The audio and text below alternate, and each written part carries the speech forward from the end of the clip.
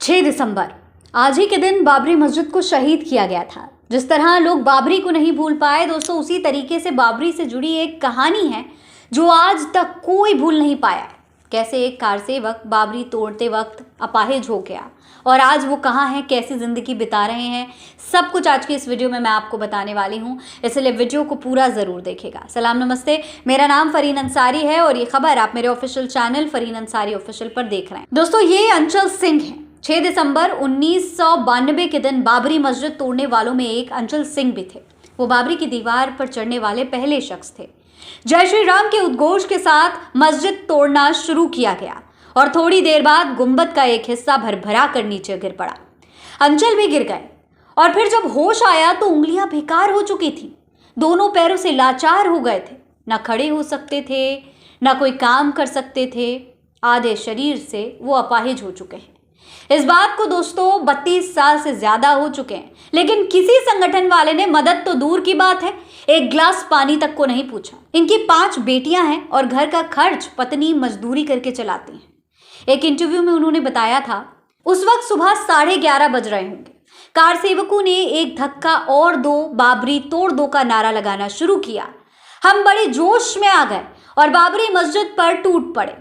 मैं सबसे पहले दीवार पर चढ़ने वालों में से एक था। कुछ ही देर बाद हम गुंबद से ऊपर थे।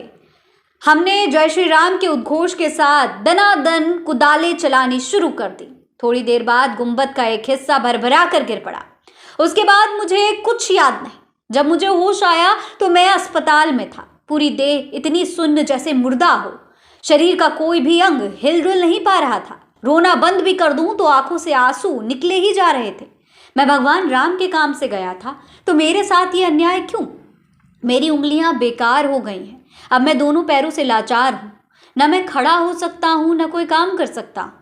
इस बात को 26 साल हो गए हैं, लेकिन किसी संगठन वाले ने मदद तो दूर की बात है, एक गिलास पानी तक को नहीं पूछा। उन्होंने ये भी बताया था इस इंटरव्यू में, मेरे बीवी बच्चों ने किस तरीके से काम करके मेरा पेट पाला है, ये मैं ही जानता। घाव आज तक नहीं भरे हैं, झुककर पानी भी नहीं पी सकता। घर में 5 बेटियां हैं और एक बेटा। मेरी बीवी इतने सालों से मजदूरी करने को मजबूर है।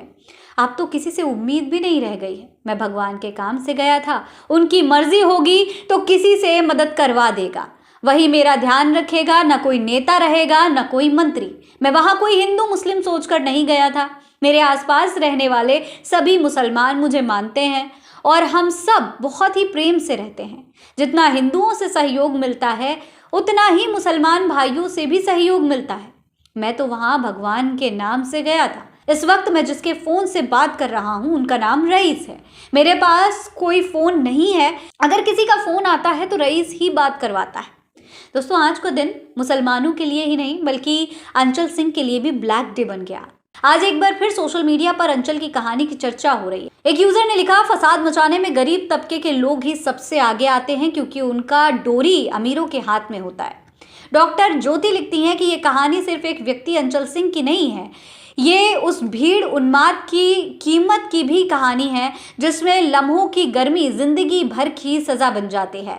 जिस दिन भीड़ जोश में थी, नारे गूंज रहे थे, किसी ने ये नहीं सोचा होगा कि अगले 26 साल एक आदमी पैर से लाचार, उंगलियों से बेकार, आधे शरीर से अपाहिज होकर गुजारेगा और वही संगठन जिसके लिए वो पहला कदम चढ़कर गया था, बाद में एक गिलास पानी देने तक नहीं आए।